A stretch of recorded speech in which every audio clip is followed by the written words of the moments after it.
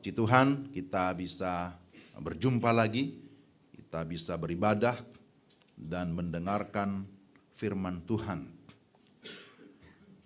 Pada hari Minggu yang lalu kita sudah merayakan Paskah, kita merayakan kebangkitan Tuhan Yesus. Bahwa kebangkitan Yesus itu merupakan dasar iman Kristen. Kebangkitan Yesus merupakan dasar pemberitaan kita sebagai orang Kristen. Kebangkitan Yesus adalah merupakan inti daripada Injil. Jadi Bapak Ibu, bahwa peristiwa kebangkitan Yesus Kristus itu adalah sebuah fakta sejarah yang tidak terbantahkan. Pada minggu yang lalu sudah banyak dibahas tentang hal itu. Bahwa kebangkitannya menggenapi firman-Nya. Kebangkitannya menggenapi semua janjinya.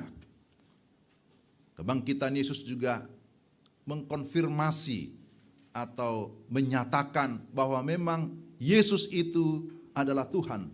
Dia adalah Allah yang sejati. Jadi Bapak Ibu, kita tidak perlu meragukan itu karena kita percaya Alkitab firman Tuhan. Alkitab jelas mencatatnya. Jikalau kita masih percaya Alkitab adalah firman Allah yang berotoritas, maka semua yang tertulis di dalamnya, apa yang dicatat di dalamnya, kita tidak ragukan. Kita terima dengan iman. Bahwa peristiwa kebangkitan Yesus juga disaksikan oleh banyak orang. Sebagaimana dalam 1 Korintus 15, selain kepada murid-murid, tapi dikatakan ada 500 orang lebih yang menyaksikannya, sehingga secara yuridis, secara hukum itu tidak diragukan keabsahannya. Jadi dalam 1 Korintus 15, Rasul Paulus memberikan penegasan tentang kebangkitan Yesus. Kalau kita membaca satu pasal ini semua bicara tentang kebangkitan. Dimulai dari kebangkitan Yesus, kebangkitan kita yang tadi kita baca. Minggu depan kita juga masih membahas tentang kebangkitan tubuh di dalam ayat 35 sampai dengan selanjutnya itu. Jadi Bapak Ibu yang dikasih Tuhan, tema kita hari ini bicara tentang kebangkitan kita gitu ya. Itu sesuai dengan perikop ini. Bahwa Rasul Paulus memberikan penegasan tentang adanya kebangkitan orang mati.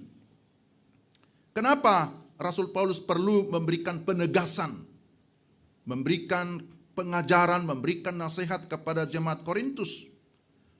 Karena kalau kita baca di dalam ayat yang ke-12, ternyata dikatakan di sana bahwa di antara jemaat Korintus ada yang meragukan atau ada yang tidak percaya tentang adanya kebangkitan orang mati. Ya, kita bisa lihat ayat 12 itu ya. Jadi bila mana kami beritakan bahwa Kristus dibangkitkan dari antara orang mati, bagaimana mungkin ada di antara kamu yang mengatakan bahwa tidak ada kebangkitan orang mati? Ini memang sebuah pertanyaan retorik, artinya mengkonfirmasi bahwa di antara orang-orang Korintus ada yang tidak mempercayai kebangkitan orang mati. Ya, sebenarnya ini bukan hal yang baru. Bukan hanya orang-orang di Korintus, tapi juga kalau kita baca di bagian lain, ya, misalnya di dalam Kisah 17 ayat 32, ketika Paulus pergi ke Yunani, orang-orang Athena juga mengejek ya. Ketika Paulus bicara tentang kebangkitan orang mati, mereka mengejek, mereka tidak percaya kebangkitan orang mati. Bahkan di kalangan orang-orang Saduki, ya, juga mereka tidak mempercayai adanya kebangkitan. Maka dalam bagian ini, Paulus berkata, jikalau tidak ada kebangkitan orang mati, maka Kristus juga tidak dibangkitkan. Itu ayat 13. Kalau tidak ada kebangkitan orang mati, maka Kristus juga tidak dibangkitkan. Artinya kalau kita tidak mempercayai adanya kebangkitan orang mati, ya kita juga nggak percaya kalau Kristus itu bangkit. Ya, seperti itu. Jadi Bapak Ibu yang dikasihi Tuhan, bagaimana dengan orang-orang yang percaya kepada Kristus? Ya secara kesimpulan di awal ya kita percaya bahwa orang-orang yang percaya kepada Kristus, orang yang sudah di dalam Kristus, ya pasti akan mengalami kebangkitan tubuh.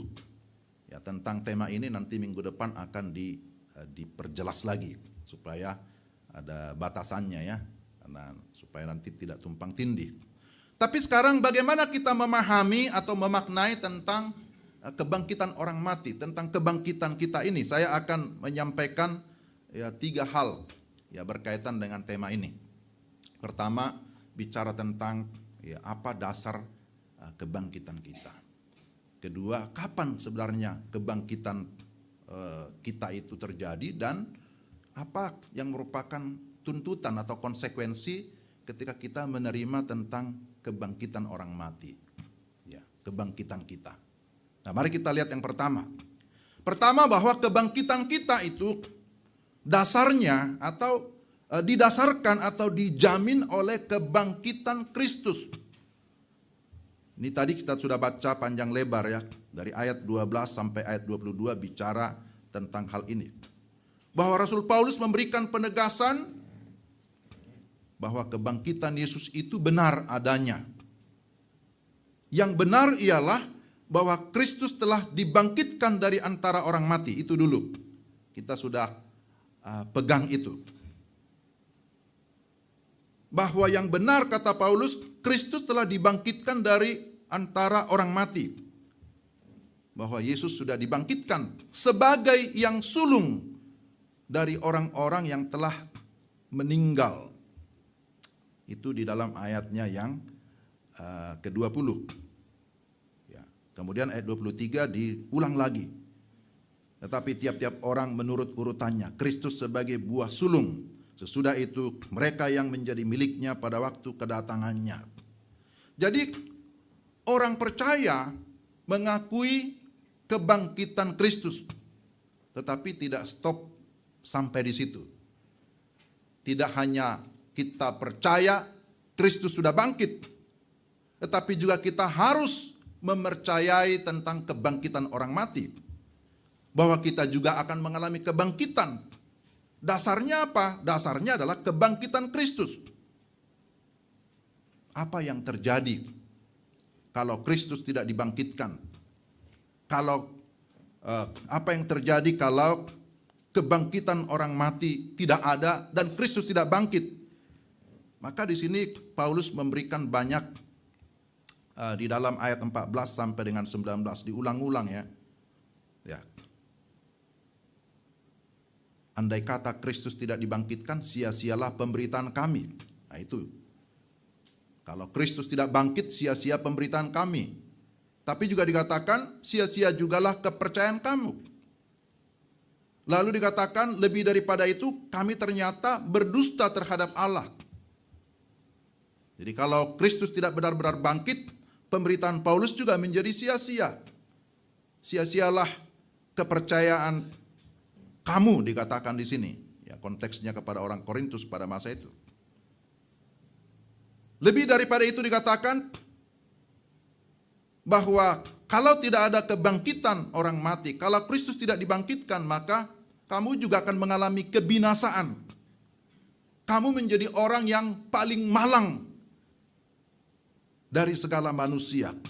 Jadi ini terus diulang-ulang. Bahwa kebangkitan Kristus itu menjadi sangat esensi. Karena kebangkitan Kristus itu menjadi dasar kebangkitan kita. Jadi jangan meragukan tentang kebangkitan orang mati. Kalau di pengakuan iman kita itu disebutkan kebangkitan daging. Ya, sebagian orang mengkritisi itu. Ya, yang benar bukan kebangkitan daging katanya, kebangkitan tubuh atau kebangkitan orang mati. Ya, tapi kami sudah pernah menyampaikan bahwa Ya, istilah ini tidak perlu kita perdebatkan, tapi kita memahami bahwa yang dimaksud di situ bicara tentang kebangkitan orang mati, kebangkitan tubuh. Jadi Bapak Ibu yang dikasihi Tuhan, disebutkan di sini bahwa kebangkitan Kristus itu menjadi yang sulung, sebagai yang sulung. Dalam bahasa Inggris lebih jelas disebutkan dengan istilah first fruit. Ya, seperti buah pertama gitu ya, buah sulung. Artinya bahwa Yesus menjadi perintis sebagai buah yang sulung yang akan menentukan panen selanjutnya. Kalau ibarat sebuah pohon, buah, kalau sudah ada buah sulung, wah berarti ini menjadi satu dasar, menjadi satu pengharapan, pasti akan ada buah selanjutnya.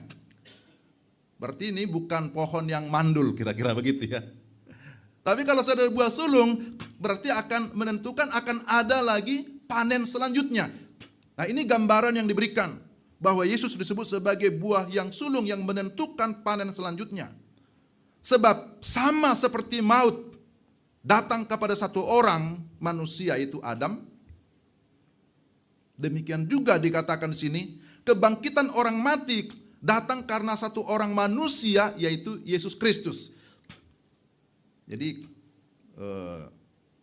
ini dihubungkan ya antara Adam pertama dengan Adam yang kedua atau Adam terakhir.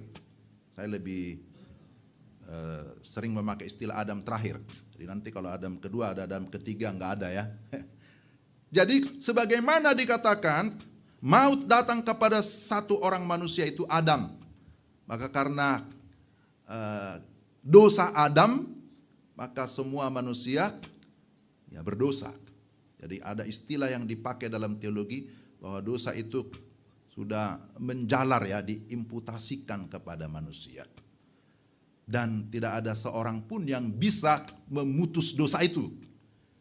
Kecuali Kristus yang datang dari surga, satu-satunya manusia yang tidak berdosa.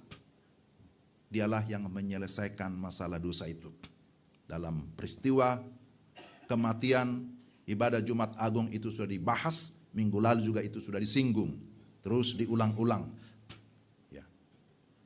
Jadi dikatakan di sini Bapak Ibu, karena sama seperti semua orang mati dalam persekutuan dengan Adam, demikian pula semua orang dihidupkan kembali dalam persekutuan dengan Kristus. Ayat 21 sampai dengan ayat 22 menegaskan hal itu.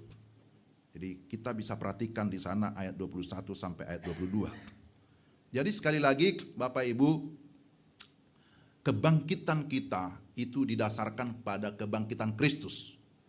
Artinya ketika kita sungguh-sungguh percaya kepada Yesus Kristus yang bangkit itu, maka iman kita tidak pernah sia-sia. Kita juga akan mendapatkan jaminan keselamatan di dalam Dia, jaminan kehidupan yang kekal. Kita mengalami kemenangan bersama Dia, dan kita juga akan mengalami kebangkitan tubuh. Nah, kapan itu terjadi? Ini yang kedua. Kebangkitan kita itu terjadi di akhir zaman. Mari kita perhatikan ayat ini. Ayat 23. Tetapi tiap-tiap orang menurut urutannya. Kristus sebagai buah sulung, sesudah itu mereka yang menjadi miliknya pada waktu kedatangannya. Tentu istilah kedatangannya menunjuk kedatangannya kembali. Karena dia sudah datang, pertama kali dia datang ya sebagai bayi yang dilahirkan menjadi manusia, tetapi dia akan datang kembali. Ya, akan datang kedua kali. Ada orang memakai istilah itu, dia akan datang kedua kali. Ya, saya lebih suka juga memakai istilah dia akan datang kembali, karena tidak ada ketiga kali. Dia akan datang kembali. Kedatangannya itu pasti, tetapi kita tidak tahu tanggal berapa. Kita belum tahu tahun berapa. Yang pasti Alkitab berkata bahwa segala sesuatu akan selesai, kesudahannya akan tiba jikalau Injil Kerajaan Allah sudah diberitakan di segala suku bangsa. Nah, itu menjadi salah satu catatan bagi gereja, sehingga Ya, gereja memang harus bertugas untuk memberitakan Injil Kerajaan Allah ke segala suku bangsa. Kedatangan Kristus kembali, Bapak Ibu yang dikasihi Tuhan, bukan lagi dengan undangan, datanglah, bertobatlah, sebab kerajaan surga sudah dekat. Tidak. Pada saat kedatangannya pertama, maka Yesus berkhotbah ya, bertobatlah, kerajaan surga sudah dekat. Marilah kepadaku yang letih lesu dan berbeban berat, aku akan memberikan kamu kelegaan. Tapi pada kedatangannya kembali, dia datang sebagai raja yang akan menegakkan kekuasaannya. Dia akan datang sebagai hakim yang menghakimi segala sesuatu. Maka di sini dikatakan dia akan datang dan menyatakan kekuasaannya, bahwa dia sudah mengalami kemenangan, dia sudah menaklukkan semua musuh di bawah kakinya. Itu juga diulang-ulang di dalam bagian ini. Saya tidak lagi mengeksposisi ayat per ayat ya, nanti jadi skripsi panjang ini. Ya. Tetapi dikatakan musuh yang terakhir yang dibinasakan ialah maut. Itu juga kita bisa lihat dalam ayat 26. Musuh yang terakhir yang dibinasakan ialah maut. Jadi Bapak Ibu, ini menjadi jelas bagi kita bahwa orang-orang pilihan Allah akan masuk ke dalam kerajaan surga yang kekal. Sebaliknya orang-orang yang tidak terpilih, yaitu orang-orang yang tidak pernah bertobat, orang-orang yang tidak pernah percaya dan menerima Yesus Kristus sebagai Tuhan dan Juru Selamat, maka dia akan menerima hukuman kekal, kebinasaan kekal di dalam neraka. Jadi kapan terjadi kebangkitan kita? Pada saat kedatangannya kembali. Dan yang terakhir Bapak Ibu, kebangkitan kita, atau istilah frasa kebangkitan kita, kita percaya bahwa kita akan bangkit, itu menuntut hidup di dalam kekudusan dan menjadi saksi. Selagi kita masih hidup, selagi masih ada kesempatan dalam menantikan kedatangannya, maka ini adalah kesempatan bagi kita untuk menjalani kehidupan yang terus berpusat kepada Kristus, supaya kita semakin menyerupai Dia, supaya semakin menyerupai Kristus. Jadi di sini dikatakan, jikalau kita tidak percaya kebangkitan orang mati, atau jika orang mati tidak dibangkitkan, mari kita makan dan minum sebab besok kita akan mati. Ayat yang ke-32 bagian B di sana dikatakan, jika orang mati tidak dibangkitkan, maka marilah kita makan dan minum sebab besok kita mati. Inilah pengajaran filsafat yang disebut dengan hedonisme itu, yang memang tidak percaya kepada kebangkitan orang mati. Sebuah pemahaman bahwa hidup ini akan berakhir setelah kematian di dunia. Dan karena itu, ya mari kita memuaskan hasrat kita, mari kita bersenang-senang, mari kita memuaskan keinginan daging kita, karena setelah mati sudah end, sudah tidak ada apa-apa lagi. Tapi itu bukan ajaran Alkitab. Alkitab memberikan kita sebuah penegasan bahwa ada kehidupan yang kekal, ada kebangkitan orang mati, ada kebangkitan tubuh. Maka Paulus menasihatkan jemaat di Korintus supaya kamu menjaga hidupmu, jaga hidup dalam kekudusan, jaga pergaulanmu. Karena pergaulan yang buruk dikatakan merusakkan kebiasaan yang baik. Tidak ada orang yang kebal ya. Jadi jangan berpikir saya ini kan sudah rohani, sudah lama, sudah percaya terima Yesus, tidak akan tergoda lagi dengan segala situasi di dunia ini. Saya baik-baik saja. Enggak juga ya. Tidak ada yang kebal terhadap dosa. Selama kita masih di dunia ini, maka dikatakan si iblis akan terus berusaha mempengaruhi kita. Iblis digambarkan seperti singa yang mengaum-aum, yang terus mencari mangsa yang bisa ditelannya. Jadi kita tidak bisa berargumen, ya saya kan sudah di dalam Kristus, saya aman. Ya Kristus pun dicobai juga ya, apalagi kita anak-anaknya. Jadi Rasul Paulus mengingatkan jemaat Korintus supaya mereka tetap menjaga kehidupan mereka. Hidup di dalam kekudusan, hidup dalam moral dan etika yang baik. Jangan hidup dalam kesesatan, tapi dikatakan sadarlah, malulah dikatakan begitu ya. Bertobatlah serta kembalilah kepada Allah. Itu ayat yang ke-34. Sadarlah kembali sebaik-baiknya dan jangan berbuat dosa lagi. Ada di antara kamu yang tidak mengenal Allah. Hal ini kukatakan supaya kamu merasa malu. Inilah sebenarnya tuntutan ketika kita mengakui bahwa ada kebangkitan orang mati, bahwa kita akan mengalami kebangkitan dan kita masih menantikan kedatangan Kristus kembali. Maka kita harus menjaga hidup kita, menjaga kekudusan hidup kita. Tujuannya apa? Ya supaya kita semakin menyerupai Kristus.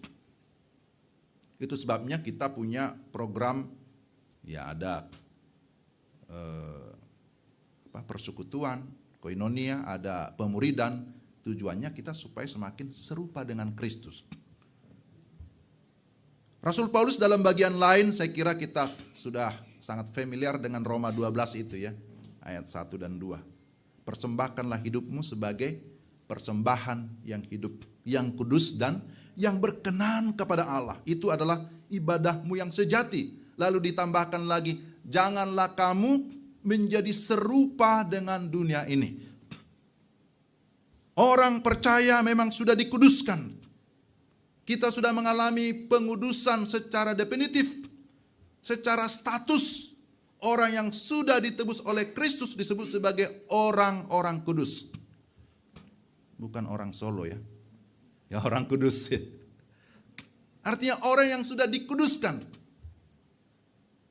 Tetapi jangan lupa bahwa kita masih memiliki daging ini. Masih punya keinginan. Keinginan mata, keinginan daging, keangkuhan hidup masih ada di dalam hidup kita. Nah karena itulah kita diminta untuk terus menjaga kekudusan supaya kita terus mengalami peningkatan. Makin menyerupai Kristus. Kalau dibuat grafiknya, grafik hidup kita, grafik kekudusannya jangan makin turun. Ya sudah di sini standarnya ya. Oh saya sudah percaya terima Kristus, saya sudah dikuduskan. Ya nggak boleh grafiknya turun. Ya bisa saja ya naik, bisa saja turun sedikit, tapi naik lagi grafiknya makin lama makin naik, makin lama makin naik. Nah itu yang disebut sebagai pengudusan secara progresif. Jadi secara definitif kita tidak lagi dikuasai dosa, bahwa kita sudah mengalami kemenangan atas dosa, atas iblis, atas maut. Tapi dalam realita menjalani kehidupan tiap-tiap hari kita masih dalam proses. Dan dalam menjalani proses hendaknya kita mengalami progres atau ada kemajuan demi kemajuan yang kita capai di dalam hidup kita, dalam moral, etika, karakter, action kita. Nggak bisa kita pakai ayat yang lain. Yesus Kristus tetap sama dari dahulu, kemarin, hari ini sampai selama-lamanya. Maka saya juga tetap sama. Enggak. Tapi kita harus mengalami kemajuan. Nah Bapak Ibu, kemarin saya buka-buka grup WA kami, ada grup perguruan tinggi gitu ya, STT. Lalu orang ada share di situ, katanya ada sekarang yang lagi muncul Kristen progresif gitu ya. Apalagi ini? Ya, kemarin baru saya lihat. Saya belum mendalami, tapi secara kesimpulan sementara yang saya temukan bahwa ini semacam gerakan Kristen progresif yang sebenarnya mengajarkan Alkitab itu tidak berotoritas secara mutlak. Saya lihatnya di situ.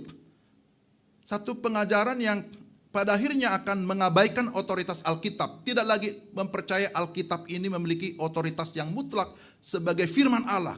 Dan itu akan mempengaruhi pandangan mereka terhadap kematian Yesus, terhadap kebangkitan Yesus yang tidak lagi dianggap sebagai sesuatu yang esensi di dalam kekristenan. Yang penting, ya kamu hidup di dalam kasih, kamu hidup dalam kekudusan.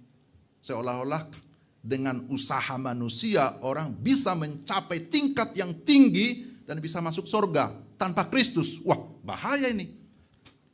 Karena saya mengingat tentang istilah progresif, saya sampaikan ini ya supaya ya pendeta juga update berita kan gitu ya.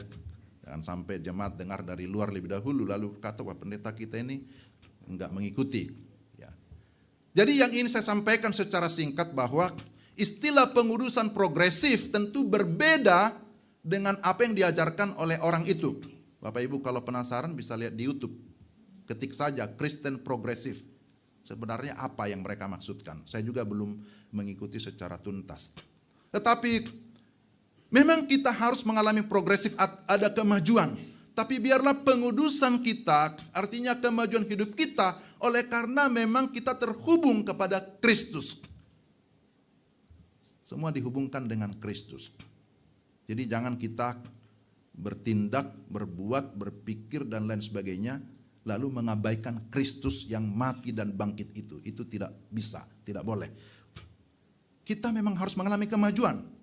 Tapi kemajuan dalam iman kita, dalam kasih pengharapan kepada Kristus Yesus yang sudah mati dan bangkit. Itu tidak boleh digeser, tidak boleh ditawar-tawar. Itu sudah menjadi pengakuan iman kita. Jadi Bapak Ibu yang dikasihi Tuhan, orang percaya yang mengakui tentang kebangkitan Kristus, mengakui kebangkitan orang mati, maka dia harus menjaga hidupnya supaya tetap hidup di dalam kekudusan. Tetapi juga istilah kudus itu bisa diartikan dia memang dikhususkan, dipisahkan bagi Allah. Jadi ada satu kata dipakai dengan istilah kados ya, atau dalam bahasa perjanjian baru hagios. Berarti orang itu memang dikuduskan, artinya memang dia secara status dia sudah mengalami penebusan oleh darah Kristus, dia mengalami pembenaran di dalam Kristus, dia sudah dikuduskan, tetapi pada saat yang sama ya dia memang dikhususkan bagi Tuhan. Dia dipisahkan dari dosa, tidak lagi menjadi budak dosa, tapi dia dikhususkan bagi Tuhan. Maka kita sekarang menjadi milik Tuhan. Maka tugas kita adalah memberitakan tentang Tuhan, menyaksikan tentang Tuhan, menyaksikan tentang kebangkitannya. Nah inilah tuntutan kebangkitan kita. Kita harus hidup dalam kekudusan, tapi juga sekaligus kita harus menjadi saksi di tengah-tengah dunia ini. Nah Bapak Ibu yang terkasih dalam Tuhan Yesus Kristus, sekali lagi bahwa kepastian hidup itu, keselamatan itu, kemenangan itu memang harus kita beritakan. Itulah yang menjadi inti daripada Injil, inti kesaksian kita. Dan terhadap hal itu, Paulus berkata, dia bekerja keras dan siap menghadapi segala tantangan. Bahkan dalam bagian ini dikatakan, dia menghadapi binatang buas. Binatang buas yang dimaksud bahwa dia menghadapi bahaya di dalam pelayanannya. Dia menghadapi musuh-musuh, tantangan demi tantangan dalam pelayanan. Tetapi Paulus tidak pernah gentar. Dia terus maju dalam pemberitaan Injil. Dan kita tahu, atau Bapak Ibu perlu belajar tentang siapa Paulus, bagaimana kehidupannya, pertobatannya sampai akhir hidupnya. Dia memang berkorban untuk Kristus karena dia sudah mengalami pengorbanan Kristus terlebih dahulu. Sudah panjang lebar saya mengakhiri. Kesimpulan bagi kita Bapak Ibu, Alkitab mengajarkan adanya kebangkitan orang mati. Dasarnya adalah kebangkitan Kristus. Kebangkitan Kristus memberikan kita jaminan kemenangan dan keselamatan. Kebangkitan kita akan terjadi pada akhir zaman ketika Kristus datang kembali. Dan menjelang kedatangan Kristus kembali, maka kita wajib hidup dalam kebenaran, dalam kekudusan, agar kita semakin menyerupai Kristus.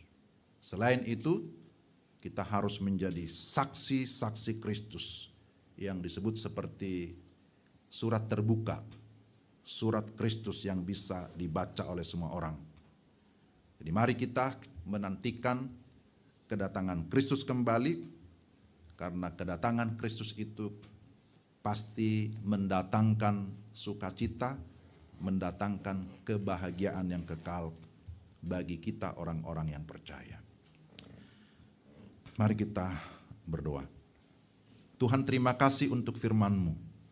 Kami memohon supaya Allah Roh Kudus menolong kami. Tidak hanya mendengar, tidak hanya memahami, lebih dari itu kami diberikan kemampuan untuk melakukan, menerapkan dalam hidup tiap-tiap hari. Hamba-Mu terbatas untuk menguraikan, tapi kami percaya bahwa Allah Roh Kudus tidak pernah terbatas kasih kuasanya untuk terus mengajar kami, membimbing kami, agar kami hidup di dalam ketaatan akan firman. Dalam nama Tuhan Yesus kami berdoa. Amin.